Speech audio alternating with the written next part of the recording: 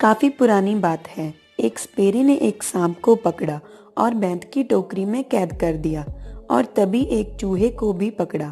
Sperry ने सोचा, ये चूहा मेरे सांप के लिए बढ़िया भोजन है और सांप की ही टोकरी में डाल दिया।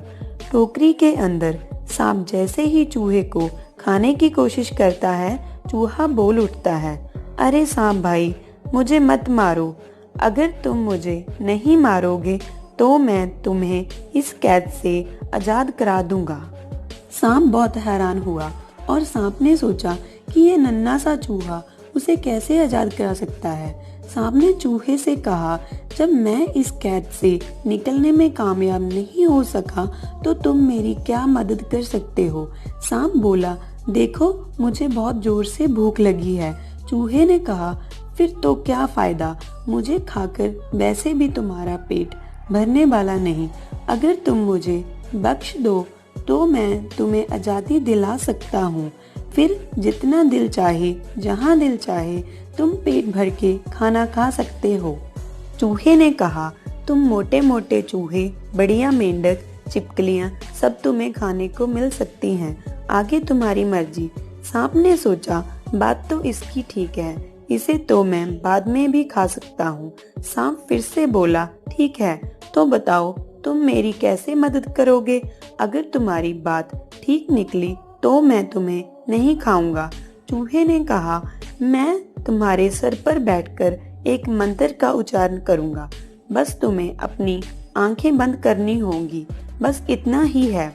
चूहे ने फिर से कहा, जब मंत्र पूरा हो जाएगा मैं तुम्हें बुलाऊंगा, परंतु याद रहे तब तक ना तुम आंखें खोलोगे ना ही हिलोगे जुलोगे। आई बात समझ में। सांप ने कहा, ठीक है, जैसे तुमने कहा मैं वैसे ही करने को तैयार हूँ, परंतु बाहर निकलकर मेरी प्रतीक्षा जरूर करना। सांप ने अपनी आंखें बंद कर ली। चूहा सांप के सर पर चढ़ गया। जल्दी जल्दी वह पिटारी के अंदर से कुतरने लगा और एक बड़ा सा छेद कर दिया।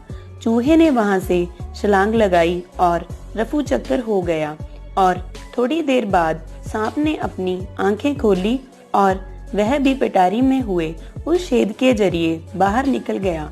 सांप आजाद होकर खुश था, पर सांप को अभी भी भूख सता रही थी। सांप जोर से बोला, अरे वो मूर्ख कहाँ गया, शैतान शायद भाग गया। सांप बोला, जाएगा कहाँ, अभी ढूंढता हूँ उस नटखट शैतान को। और सांप चूहे को इधर उधर तलाशने लगा, पर चूहा तो कहीं खो गया था। कुछ दिनों के बाद सांप को चूहों का एक बिल नजर आया।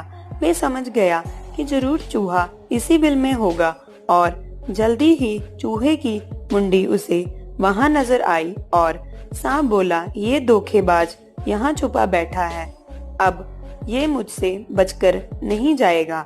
सांप ने चूहे को कहा, अरे ओ चूहे, तुम मुझे धोखा देकर कहाँ भाग गए थे, अब बाहर आओ, क्यों सता रहे हो, हम तो पुराने मित्र हैं। चूहा बहुत चालाक था।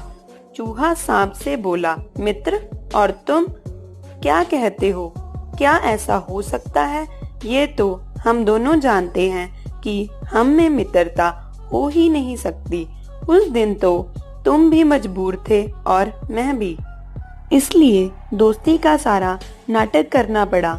मैं तो अपनी जान बचाने के लिए मित्रता का ढोंग कर रहा था। चूहा काफी समझदार था।